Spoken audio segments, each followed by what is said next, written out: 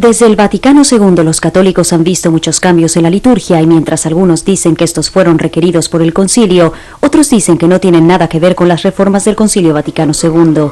Los cambios incluyeron tener al sacerdote frente a la gente mientras celebra la misa y no celebrar misas en latín, sino tener la posibilidad de celebrarla en el idioma local de la gente. La misa en latín o misa tridentina se ha perdido como consecuencia de ello. El Papa Benedicto XVI ha seguido los pasos de su predecesor en el intento de traer de vuelta esta forma tradicional de la liturgia con la publicación de documentos como Summorum Pontificum, que permitió un uso más amplio de la misa en latín, y Universa Ecclesiae, que afina algunos de los puntos en la materia. Algunos católicos se preguntan qué es lo que quiere decir. Para saber más, fui a la Pontificia Universidad Gregoriana de Roma, la universidad que ha educado a más pontífices que cualquier otra. Tuve la oportunidad de hablar con un profesor norteamericano jesuita, el padre Joseph Carolla, acerca de lo que esto significa para la vida litúrgica de la Iglesia. Padre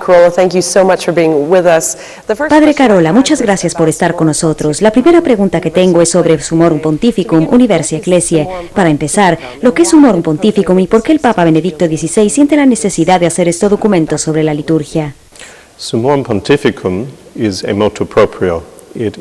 Summorum Pontificum es un motu propio, un documento del Papa Benedicto XVI, emitido por su propia autoridad. Salió el 7 de julio de 2007. Lo que Summorum Pontificum ha permitido es dar un uso más amplio, regular de lo que podríamos llamar la misa tridentina, o la misa que se celebró hasta la promulgación del Novus Ordo, la nueva misa del Papa Pablo VI, en 1970. Así que tiene el misal en latín, que fue emitido en 1962 por el Beato Papa Juan XXIII, que lleva adelante diversas reformas litúrgicas que incluso el Papa Pío XII ya había puesto en su lugar. Las reformas litúrgicas que se refieren a una misa, un rito de la misa que fue firmemente establecido por el Papa San Pío V en el siglo XVI como una respuesta al Concilio de Trento.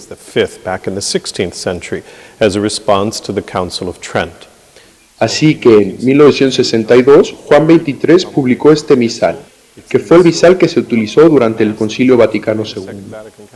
La misa que se dijo durante el Concilio Vaticano II fue este misal de Juan XXIII. Durante el concilio se hizo un llamamiento a una mayor reforma litúrgica. Recuerde que ha habido un movimiento litúrgico durante todo el siglo XX en su conjunto, por lo que este es un movimiento que está creciendo en la vida de la Iglesia. Como ya he dicho, Pío XII ya había emitido una serie de reformas. Por ejemplo, se reformó el Triduo Pascual y permitió la celebración de la Vigilia Pascual, en la noche en lugar de por la mañana temprano. Después del Vaticano II, se ha establecido una comisión para estudiar nuevas reformas litúrgicas. Y el fruto de esta comisión fue lo que llamamos el Novus Ordo, o la Misa de Pablo VI. Sin embargo, no eran pocos los que deseaban la continuación del misal de 1962, que se habían formado en los movimientos litúrgicos del siglo XX, que habían crecido con la misa del Concilio de Trento y que deseaban poder continuar con ese misal. Después de Summorum Pontificum tenemos Universa Ecclesiae. ¿Cuál es el propósito de ese documento? Universa Ecclesiae es un documento que ha venido de la Comisión Ecclesia Dei. No es directamente del Papa Benedicto XVI, aunque ciertamente promulgado con su aprobación. El prelado quien firmó Universa Ecclesiae es, de hecho, el cardenal Levada, el cardenal estadounidense y prefecto de la Congregación para la Doctrina de la Fe. Lo que Universa Ecclesiae hace es dar seguimiento al documento anterior de 2007, Summorum Pontificum. Summorum Pontificum mencionó que dentro de 3 años teníamos que ver cómo habían ido avanzando las cosas, cómo la práctica de la forma extraordinaria ha ido progresando y ahora podemos regular y seguir adelante con la legislación más amplia de esta celebración, ahora de la forma extraordinaria. Así que en realidad no es nada nuevo, es simplemente apretar los tornillos un poco, haciendo los ajustes necesarios que se pidieron después del documento de 2007. ¿Cuál es la diferencia entre lo que se llama la forma extraordinaria por Benedicto XVI y la forma ordinaria, la misa que la mayoría de nosotros conocemos? Es evidente que la misa es la misa, y la misa es siempre un encuentro con Jesucristo. Es una entrada a la adoración celestial.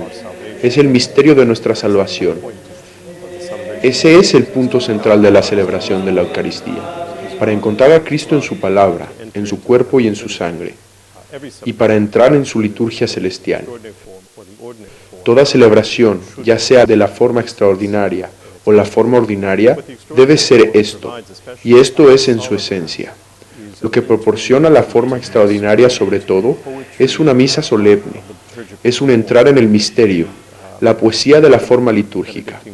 Un monje benedictino sé que describe la diferencia entre la forma extraordinaria y ordinaria de la misa, o también de la misa de Pablo VI, como la diferencia entre la poesía y la prosa. Así que la misa de Pablo VI es más prosa, es muy comunicativa, hay claridad. Pero la misa de Pío V, la misa tridentina o de la forma extraordinaria, es más poética. Hay una gran atención al misterio, a la metáfora, a la experiencia trascendente de Dios. Es realmente una entrada en la liturgia celestial. Cuando la forma ordinaria, el Novus Ordo, se celebra con gran solemnidad, también es una celebración de la liturgia celestial. Y también nos lleva a un encuentro de gran alcance con Cristo. No hay oposición aquí, y no debería de haber ninguna oposición entre las dos formas. Pero hay una cierta trascendencia que creo que se experimenta de forma más inmediata en la forma extraordinaria, cuando se celebra de acuerdo a un nivel elevado de misa solemne. We experience perhaps more immediately in the extraordinary form when it's. Recuerde que una misa ordinaria es diferente en su carácter de celebración. En su forma extraordinaria, muy simple, sin canto. Así que yo recomendaría a la gente que quiere experimentar la forma extraordinaria ir a una solemne misa mayor que esté bien hecha y en un lugar que normalmente celebre esta misa de acuerdo con esta manera para tener una experiencia profunda y verdadera de Cristo en la Eucaristía. Experience really of Christ in the Eucharist.